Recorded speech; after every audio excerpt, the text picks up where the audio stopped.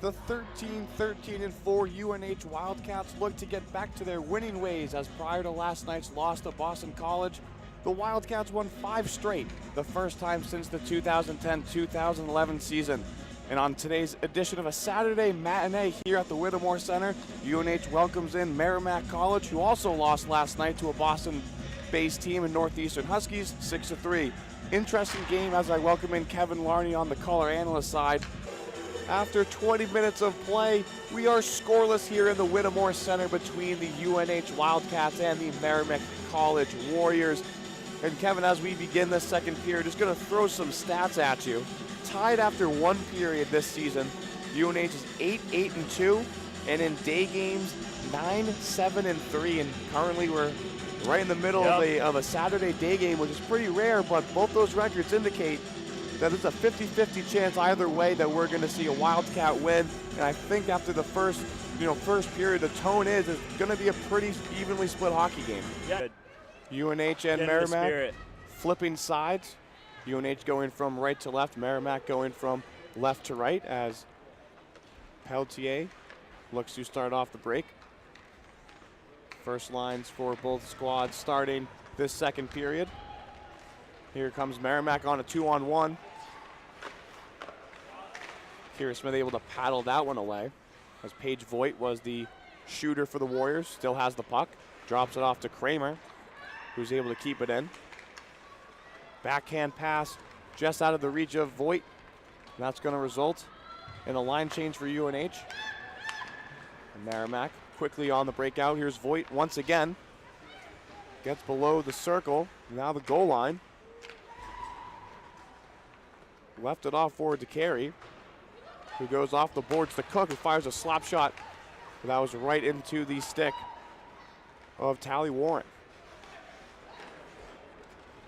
Maud tried to just force her way right in front of the net, but that was deflected away, as UNH for the first time this period is able to get the puck deep on Samantha Ridgewell. Not only are the goaltenders having similar numbers, but both these teams separated by just 2 points in the Hockey East standings. Merrimack does have that 14th win compared to UNH's 13. And that's gonna be a 4-on-4 play. A costly mistake there by Merrimack as we see the replay. Oh, a clear trip there by Paige Sorensen. She's gonna take 2 minutes in the box and join Susaki.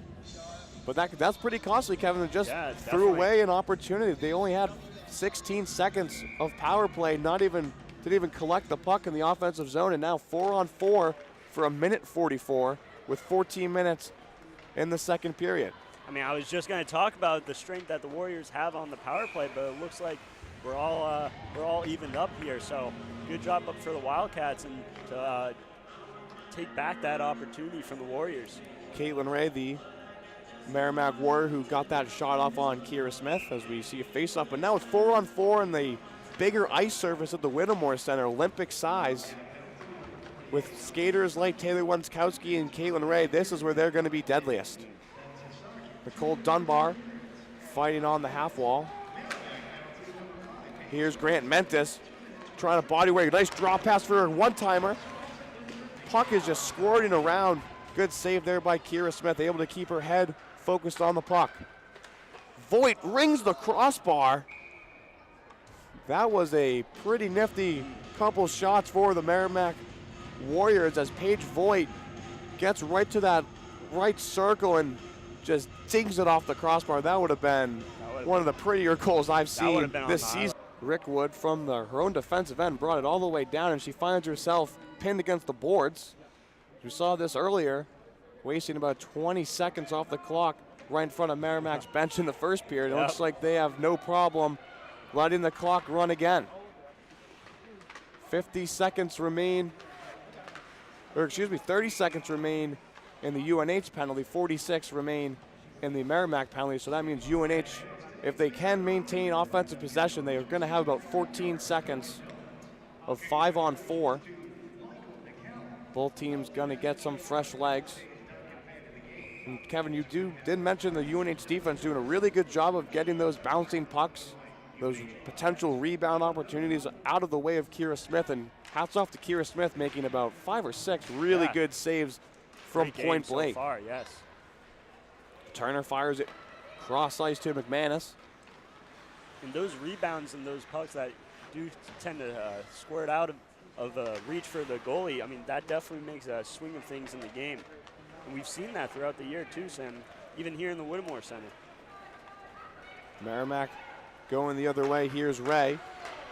Try to do a little toe drag, unable to convert, and the UNH penalty is released. 15 seconds on the power play if UNH can get any sort of offensive possession, which it looks like they will not.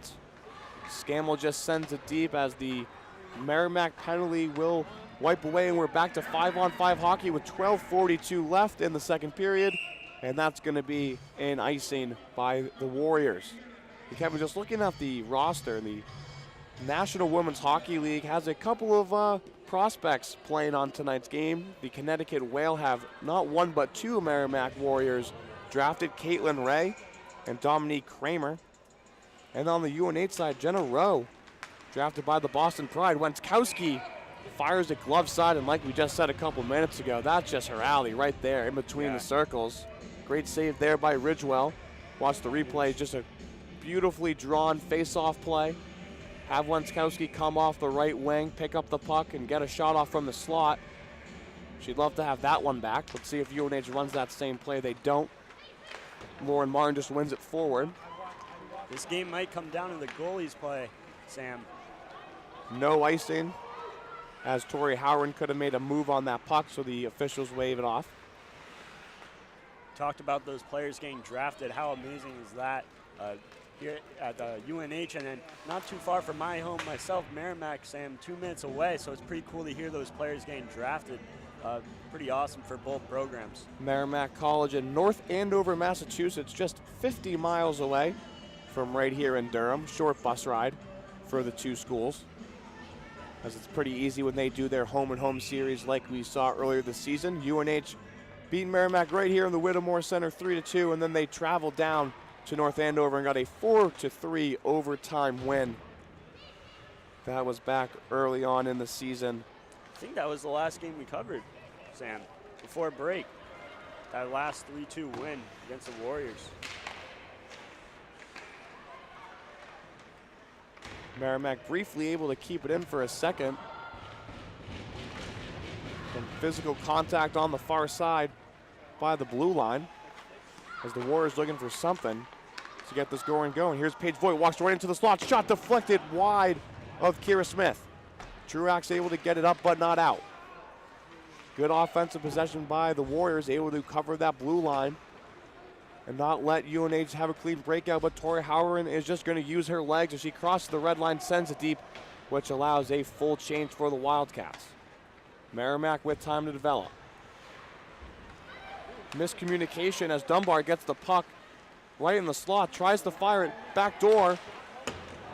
One-timer there by Rickwood goes wide. Tally Warren able to keep it in on the near side. Warren still playing low as Dunbar covers her point. Dunbar now has it, fires a shot. That goes well wide off the Service Credit Union advertisement behind the net.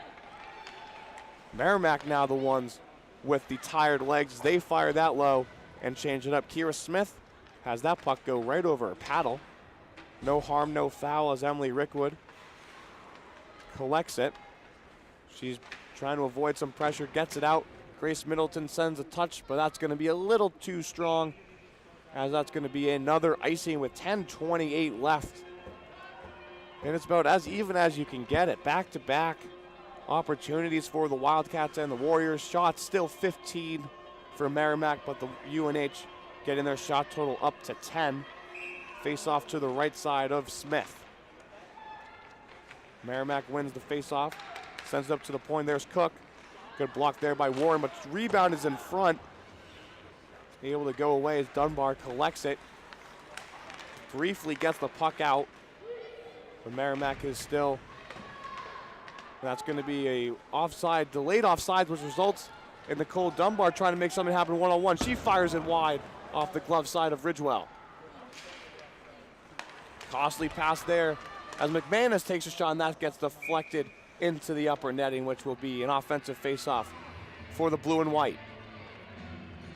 Good job. Well, when you come to a hockey game, you're guaranteed at least 3 periods, and Kevin, that's exactly what we have on our plate right now. 20 more minutes at least of UNH Merrimack hockey. The Merrimack Warriors still hold a 1-0 lead, which was a result of a Chloe Cook slap shot in the second half of that second period. And now with 14 seconds left on the power play, UNH looking to find that equalizer. You can see the starting 5 all huddled up looking to see what they're going to do. And what do you have for us, Kevin? What do you think that this Wildcat team needs to do to not only, tie this game up, but to take away a win from Merrimack? And on the reverse side, what is Merrimack going to have to do in this final 20 minutes to get out of Durham with a win? As you can see on the back of his jersey, just dropped off the puck. Paige Rinn and Wenskowski go forward with that face-off. No icing on the call as Tori Howren beat the puck to the goal line. Peltier now with 3 Warriors in front of her has to go back behind her own net. She finds Howren, who just sends it up to Chloe Cook of Merrimack. No icing the call as Wenskowski, Martin, and Rinn go in on the forecheck, and Kira Smith has left the bench, so it's 6-on-5 for the Wildcats. Abby Chapman, the extra skater. With 2:40 left in the game, UNH is going all out.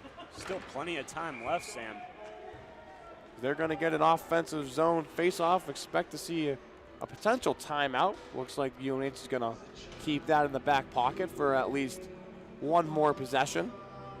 But right now, all it is just get pucks to the net. You do have that extra body to plant right on the back door, right in front of the crease, just to annoy Samantha Ridgewell.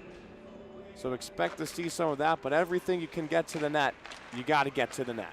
Good poke there by Ridgewell to get the puck away from the crease.